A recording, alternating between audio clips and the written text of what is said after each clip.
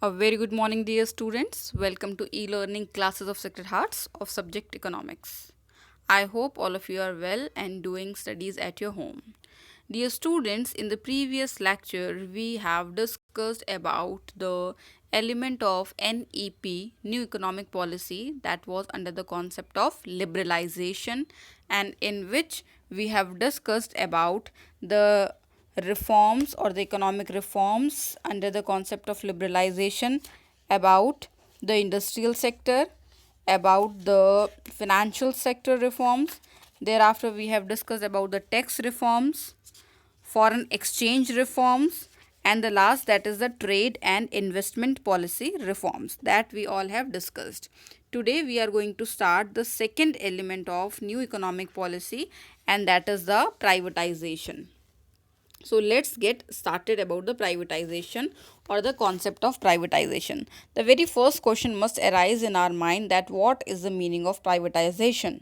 So my dear students, privatization is a process of involving the private sector in the ownership or operation of a state owned enterprise. Privatisation word में ही जो word है वो private है, that means private word से ही privatisation word originate हुआ है. So it is a complete mechanism और the process under which the greater role have been given to the private sector in the context of state owned enterprises. Now what does it implies? It implies gradual withdrawal of government ownership, जिसमें government अपनी ownership को क्या करती है, reduce करती है, and जो उसमें मेजर ओनरशिप है या जो रोल है वो किसको प्रोवाइड करती है, to the private sector enterprises को प्रोवाइड करती है. ठीक है. Now, how does it happen, or it can happen? So, it can happen in the two ways. The very first one is the outright sale of government enterprises to the private entrepreneurs. क्या करती है government, अपने जो enterprises होते हैं उनको क्या करती है, प्राइवेट एंटरप्रेन्योर्स को सेल आउट करती है. Second, withdrawal of government ownership and management from the mixed enterprises. अब जो मिक्स्ड एंटरप्राइजेस थे जिनमें प्राइवेट और पब्लिक सेक्टर दोनों थे, वहाँ से गवर्नमेंट ने अपनी ओनरशिप को क्या कर लिया, विड्रॉल कर लिया. So these are the two basic ways और the methods of the privatization. Now, the next question arises, that why there was the need of privatization. So, dear students, there are some certain points which can discuss or which can illustrate the need of the privatization. See, the very first point, we all know that while the 5-year plans were started, so a key role was given to the PSUs. PSUs are the public sector undertakings. Second, industrial policy resolution IPR 1956 में भी clearly state हुआ था कि जो PSUs हैं they will be given a significant role in the process of industrialisation.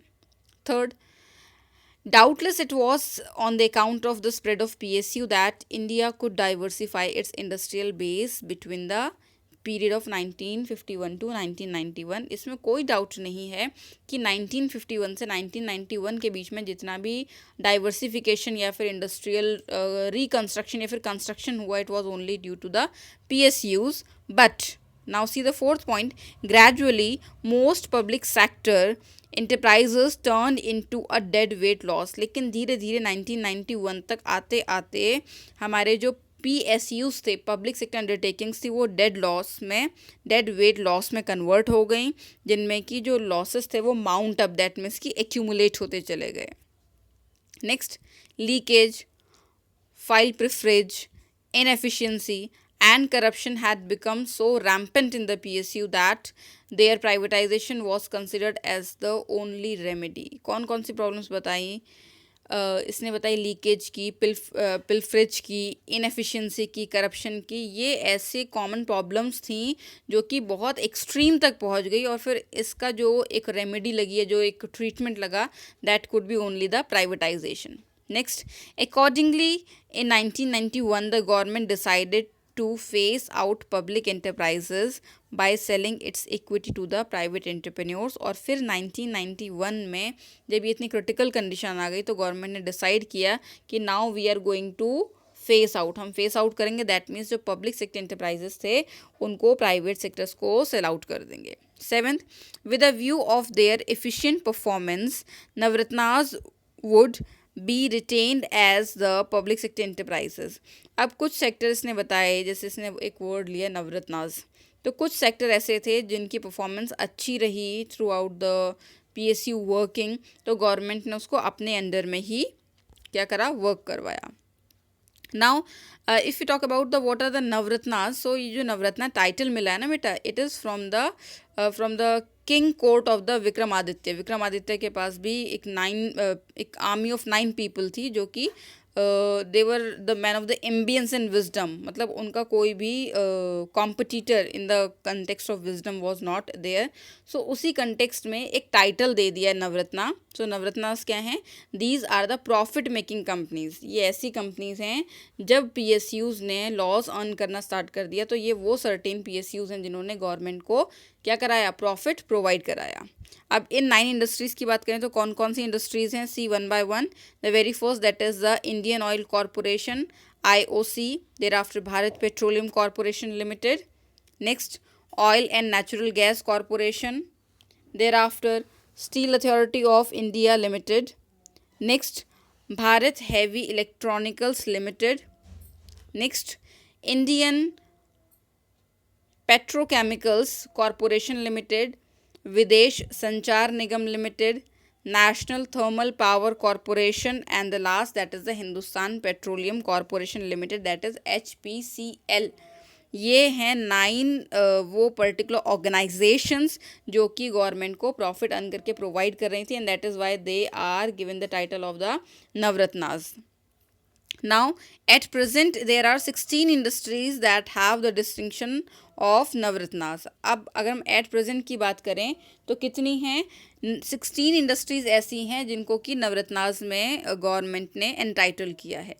There after महारत्नास, तो अगर हम लोग बात करें महारत्नास की, so this title started in 2009 and some of the example of Maharatnas are coal India limited, Indian oil corporation, steel authority of India limited, etcetera. ये कुछ examples हैं। And the last one that is the mini Ratnas, जो recently एक title government ने start किया है, वो है mini Ratnas. And why it was created to encourage the PSU to improve efficiency and profitability, ताकि जो PSUs हैं वो अपनी प्रॉफिटेबिलिटी और एफिशिएंसी को क्या कर सकें, इम्प्रूव कर सकें। ठीक है।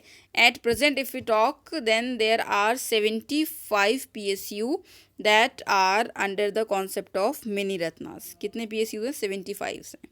तो ये आपका किसका कौन सा कॉन्सेप्ट हो गया? Maharatnas, mini Ratnas and Navratnas. Now we will make a comparison of the concept that is the privatization.